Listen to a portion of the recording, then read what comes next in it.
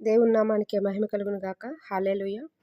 నేడు మనం ధ్యానించబోచున్నటువంటి లేఖన భాగము సామెతల గ్రంథము 5వ అధ్యాయము 20, 21 వచనాలు ధ్యానం చేద్దాం. నా కుమారుడా, జార స్త్రీ యందు నీవేళ బద్ధుడవయుందువు, పరస్త్రీ రొమ్ము నీవేళ కౌలించుకుందువు. నరుని మార్గములను యెహోవా ఎరుగును, వాని నడతలన్నింటినీ ఆయన గుర్తించును.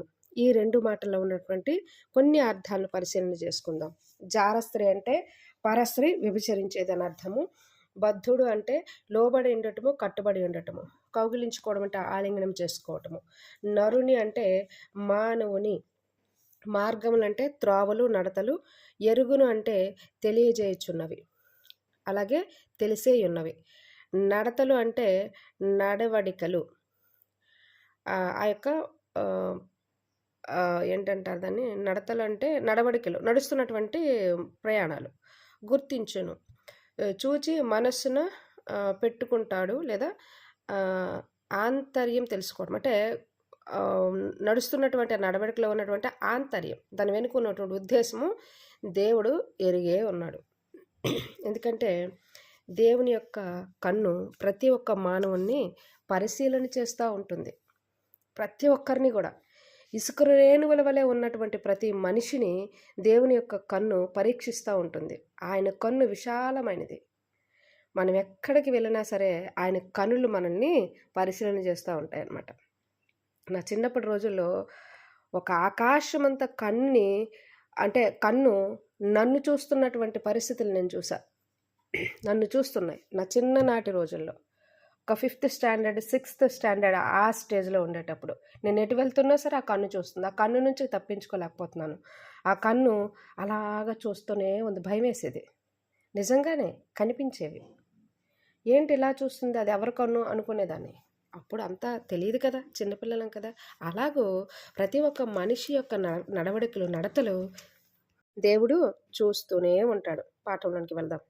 జారస్త్రీ యొక్క లక్షణాలు ఎలాగో ఉంటాయి, ఆమె యొక్క పద్ధతులు ఏంటి అన్నటువంటి విషయాలు మునుపటి పాఠాల్లో అయితే నేర్చుకున్నాము. ఈ యొక్క అధ్యాయంలో మరి జారస్త్రీ గురించి ఎక్కువగా సొలొమోను గారు చెబుతున్నారు అని అంటే ఆయన పరిస్థితులు అనుభవించి ఉంటారేమో కదా.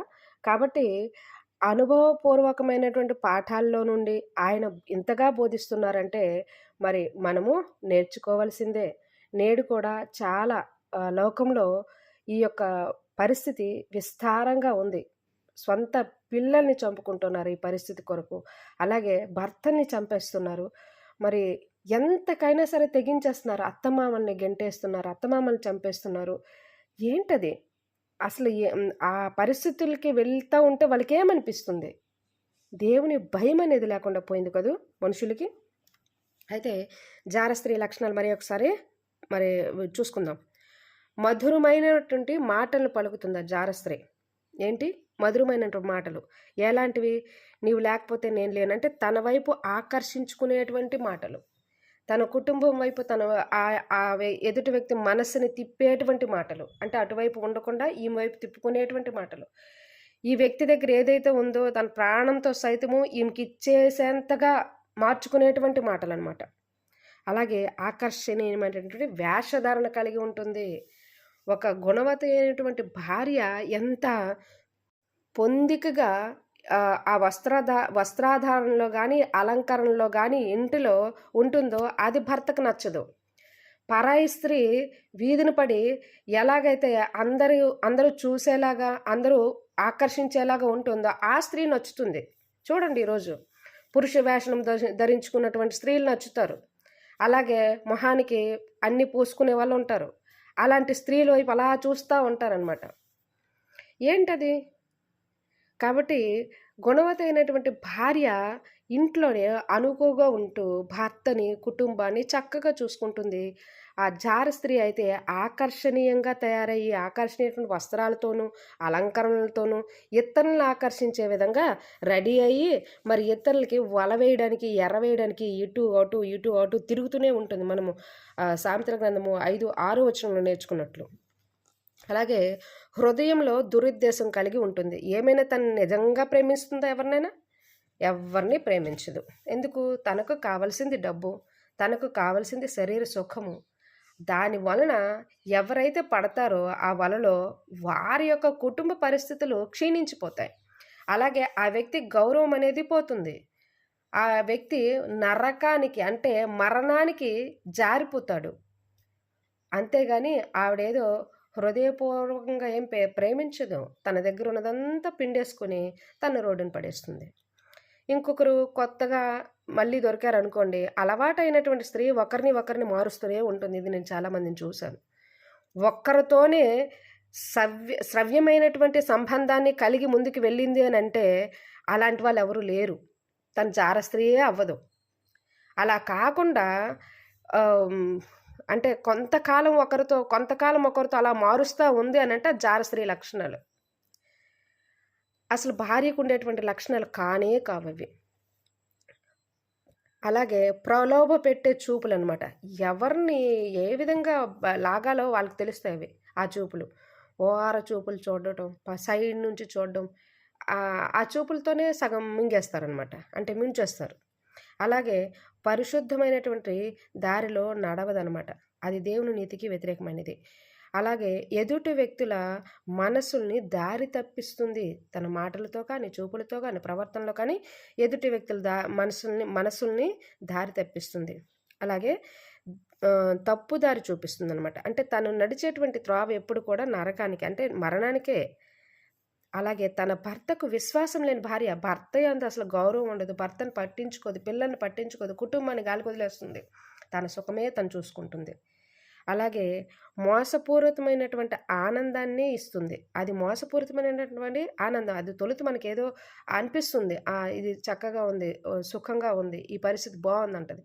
ఏముండదు అక్కడ, అంతా మోసమే. చివరికి దుఃఖమే మిగులుతుంది. దైవభక్తి లేనటువంటి స్త్రీ అనేటువంటి విషయము గుర్తు చేసుకోవాలి. ఈ విషయంలోకి వస్తే దైవభక్తి లేనటువంటి స్త్రీ అలా చేస్తుంది. దైవభక్తి ఉండేటువంటి స్త్రీ ఏమైనా చేస్తుంది? అలాగా చేయదు కదా.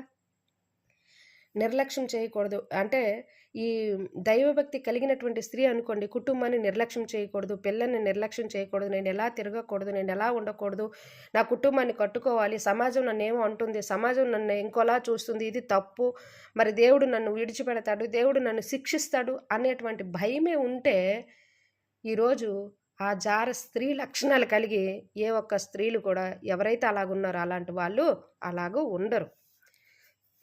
అయితే ఈ జార స్త్రీ విషయంలో చిక్కుకున్నటువంటి వారు ఎంతోమంది వారి జీవితాలను నాశనం చేసుకుంటున్నారు. అలాంటి వలలో చిక్కుకున్నటువంటి వారు భార్యలు బిడ్డల్ని కూడా కోల్పోతున్నారు, వారి ప్రాణాలను కూడా చివరకు కోల్పోతున్నారు.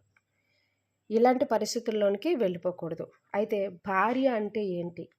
భార్య అనేది దేవుడు ప్రసాదించినటువంటి సహచరి. ఆదికాండము 2వ అధ్యాయము 18వ వచనము. రెండవది ఒకే శరీరం నుండి తీయబడినటువంటిది. ఆదికాండము 2:24వ వచనం.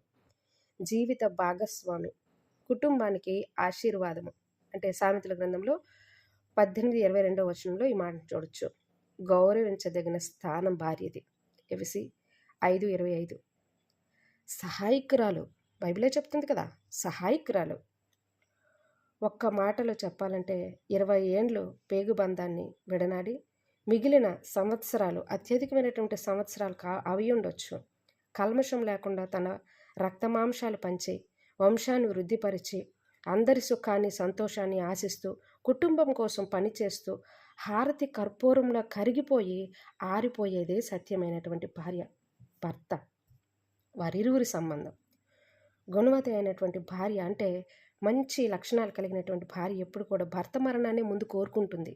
అది సాధారణమైన మరణమే రావాలి, కానీ భర్త మరణమే ముందు జరగాలి. ఎందుకంటే భర్త యజమాని.